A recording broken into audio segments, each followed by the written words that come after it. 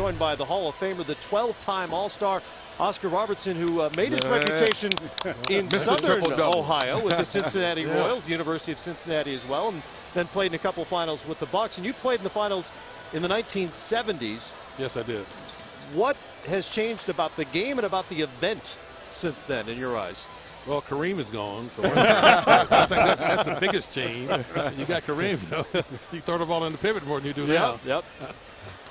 And, you know, Russell's gone, and so is Dick Wilt, Nate Thurman.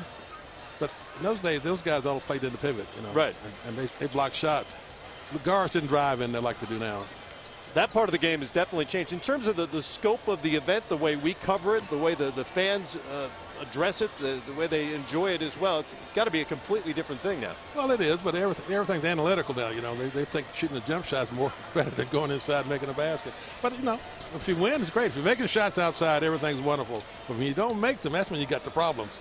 You know, I wanted to ask you this question. And I want to just put this in perspective for everyone. We're all excited about LeBron James having 3 triple-doubles in the finals. You averaged a triple-double every single night. And for those of us who couldn't get triple-doubles, what's the mindset when you're going into a game, and how do you accomplish a triple-double? I thought everyone was playing the same way. I mean, I didn't want to try to get a triple-double. I was out playing and trying to win basketball games. But I noticed on the TV, they don't only go back to 1976. They don't go back any further. I don't know why they do that when they said this guy got a triple-double in this game that day. But, you know, I think LeBron's a great basketball player, you know. He's having fun now, man, which is great. How would you defend him?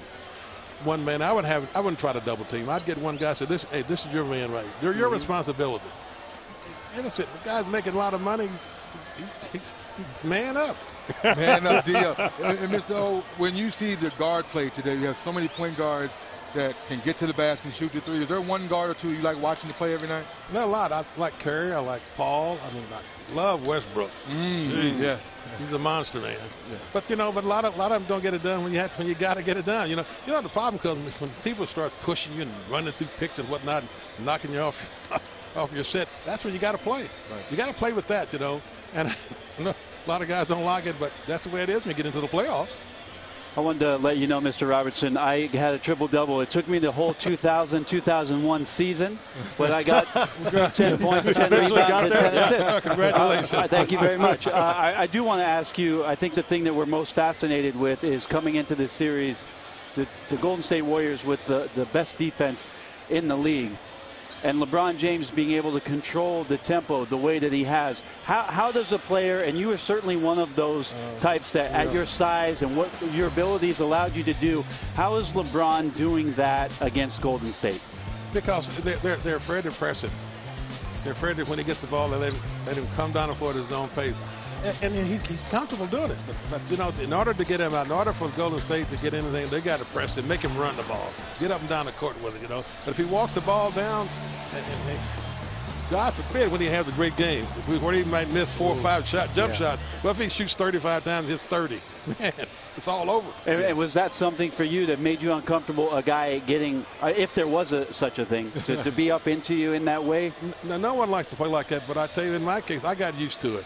You know, I mean, after a while, you know, nothing bothers you when you're out there. But if you're not used to it, getting pushed, guys hit you on the elbow when you shoot and all those kind of things, it's tough.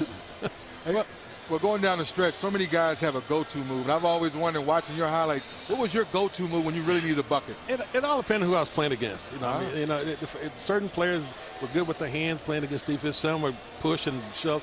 I didn't have any certain move. I just dealt with the player I had to play against at that particular time. So, in other words, couldn't nobody stop you? I tried to play that way, but you know there are a lot of great defensive players. Yeah. You know, there's no doubt about it. But you got that's why you play so long, man. You get used to everything, you know. And it doesn't bother you, to be honest. Players from your generation seem to value toughness. Are you caught up in Dellavedova mania here in the finals? Oh, sure. I mean, when I played, Kareem was going to switch on my man. So it's up to me to get through the pick any way I can. I just run through them, let the referee make the call. You know, then, like the other night, guys that started setting hard picks, you run through those too. You know, you only get one hard pick. then next time you said you're the one delivering the lick, you know. But but here again, it's a this different thing, different guard play, different defensive terminology. I mean, I didn't want Kareem to switch on a guard for me. The only man ever to average a triple-double in a regular season, and it happened way before 1976, by the way. I don't know. Yes, it did. We kept track of that. We're tracking all that. The Hall of Famer and NBA champion, the Big O, Oscar Robertson, everybody.